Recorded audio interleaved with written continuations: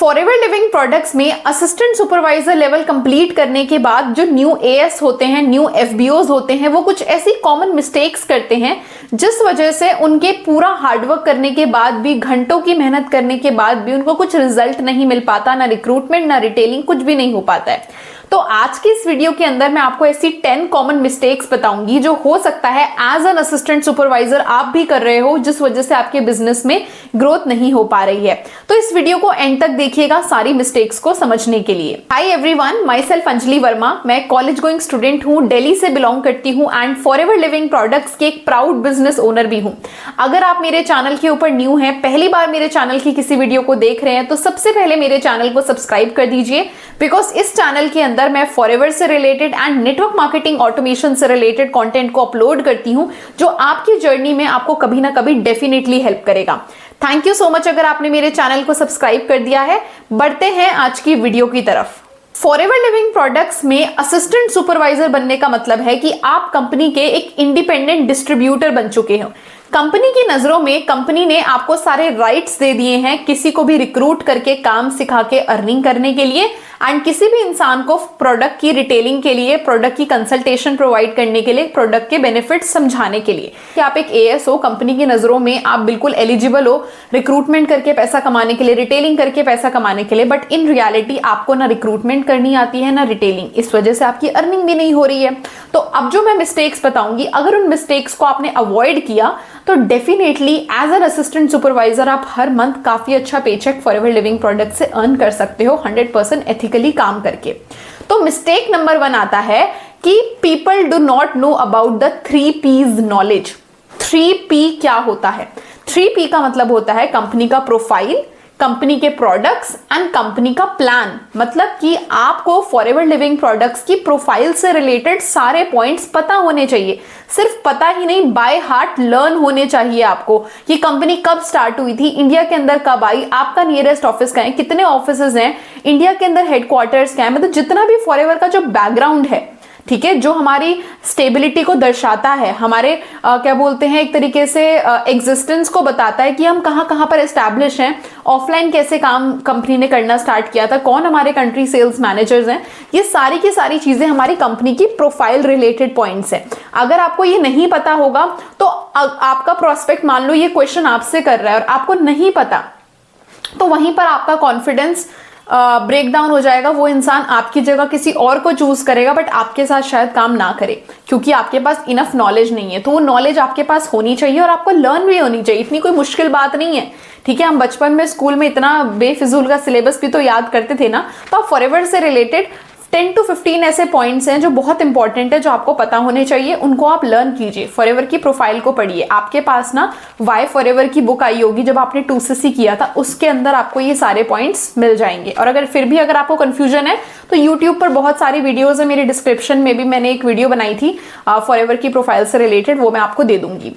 Second क्या होता है, कंपनी का प्रोडक्ट। फॉरएवर लिविंग प्रोडक्ट्स की बहुत वाइड रेंज है प्रोडक्ट्स की। आप हर किसी के बारे में बिल्कुल इन डेप्थ तो नॉलेज नहीं ले सकते, है ना, बट आप ये कर सकते हो कि जो 2CC के प्रोडक्ट्स आपके पास आए हैं ना, वो कंपनी के ना हर कैटेगरी के top most hot selling products हैं।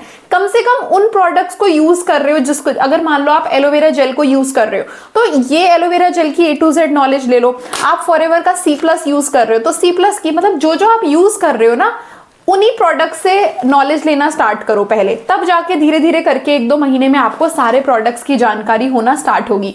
तो कंपनी के प्रोडक्ट्स के बारे में डिटेल में आपको नॉलेज लेनी चाहिए, अदरवाइज आप बिजनेस में अटके रह जाएंगे। और तीसरा है कंपनी का इनकम प्लान।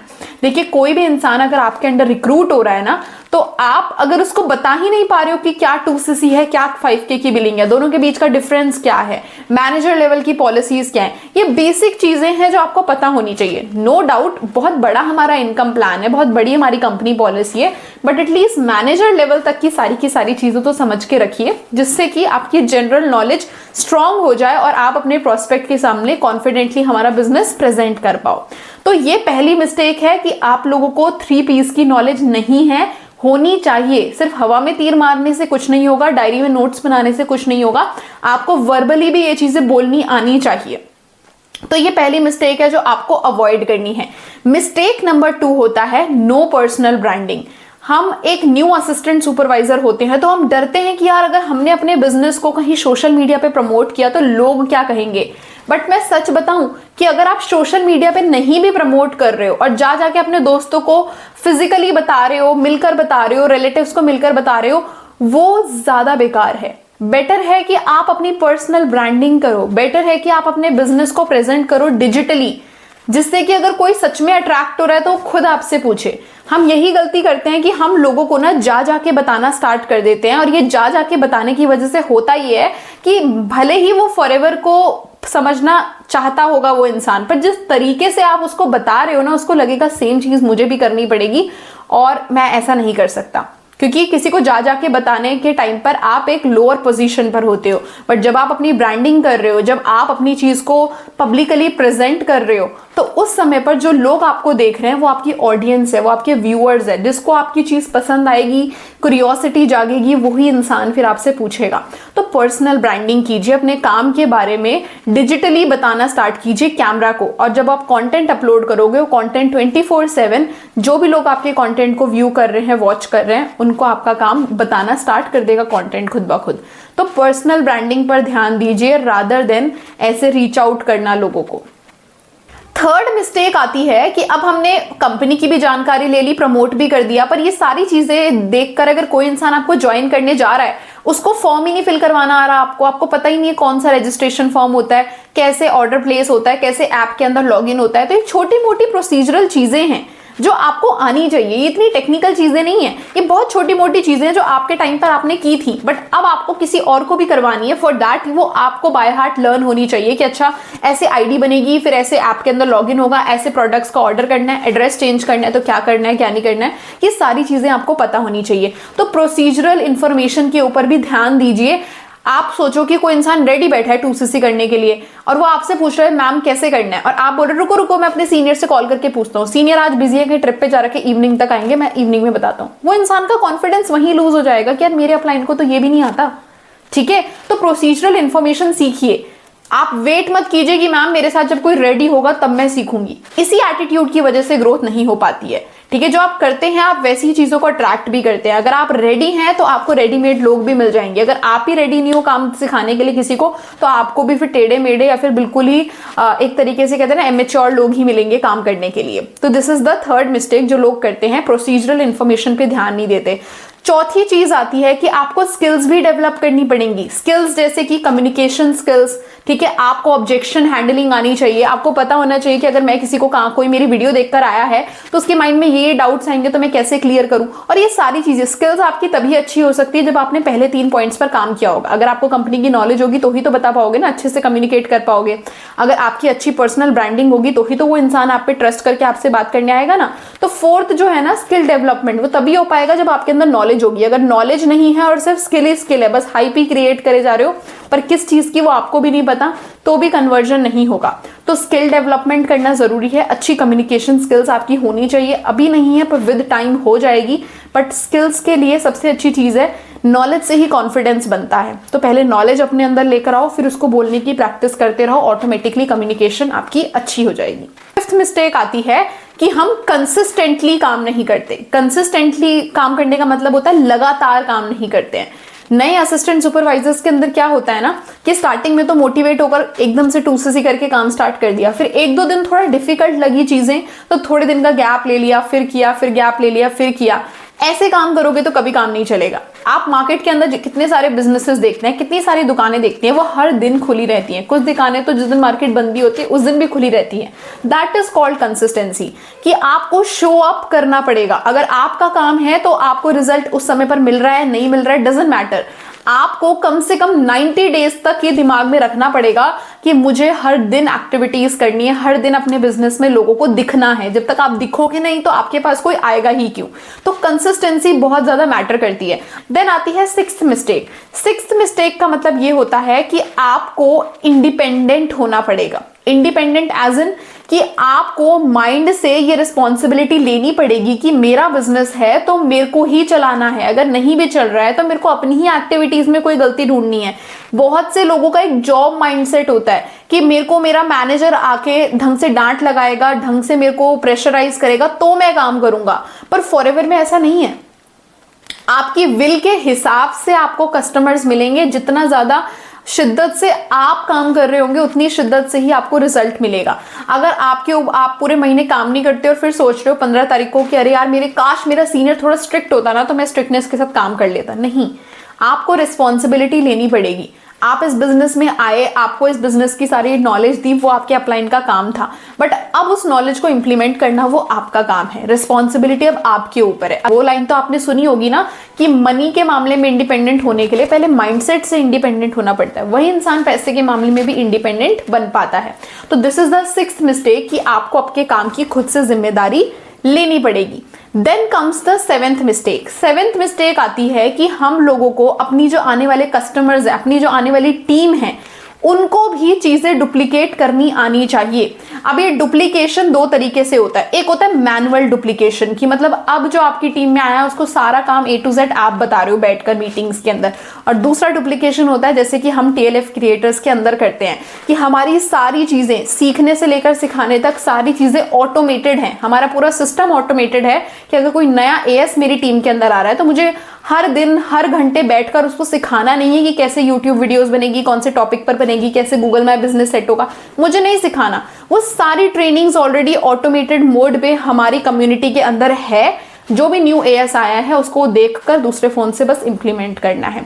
तो डुप्लीकेशन स्ट्रांग होनी चाहिए। या तो आप खुद डुप्लीकेट कर लो खुद से बैठकर घंटों लगाकर, और या तो आप हमारे जैसे एक ऑटोमेशन सिस्टम के साथ अपना 2CC करो जिससे कि इन फ्यूचर आपकी टीम में भी डुप्लीकेशन अच्छी तरीके से होना स्टार्ट हो।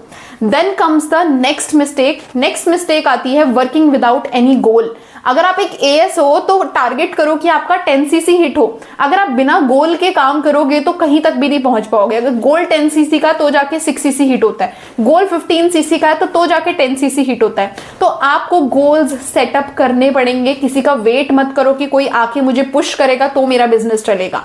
You have to set your own goals, you have to set your own plan and then you have to work on that plan consistently.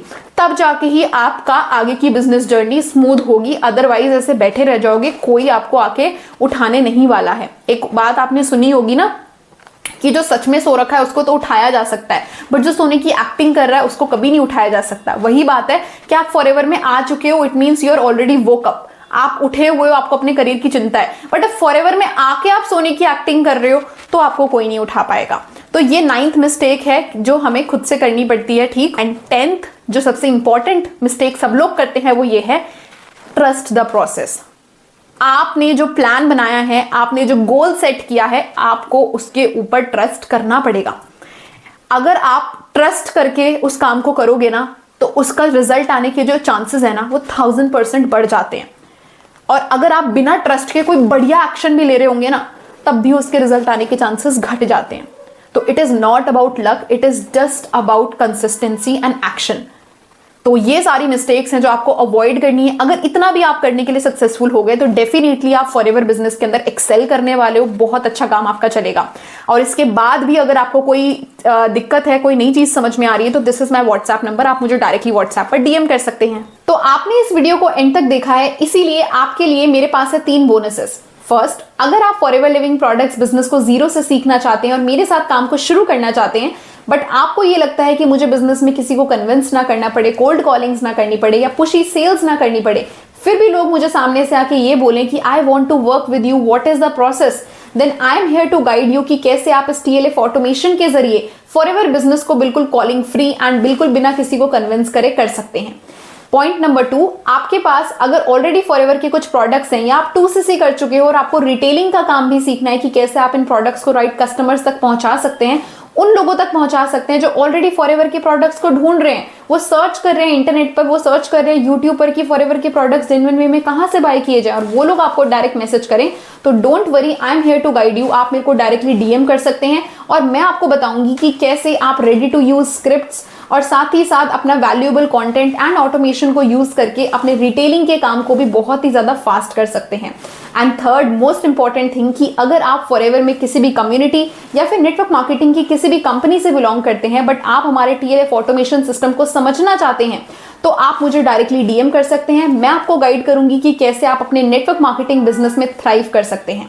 तो थैंक यू सो मच इस video को and तक देखने के लिए। मेरे channel पर अगर आप न्यू हैं तो इसको सब्सक्राइब कर दीजिए एंड शेयर कीजिए अपने मैक्सिमम टीममेट्स के साथ या फिर अपने डाउनलाइंस के साथ जो आप ही की तरह ग्रो करना चाहते हैं बट उनको एक राइट गाइडेंस चाहिए। Thank you so much.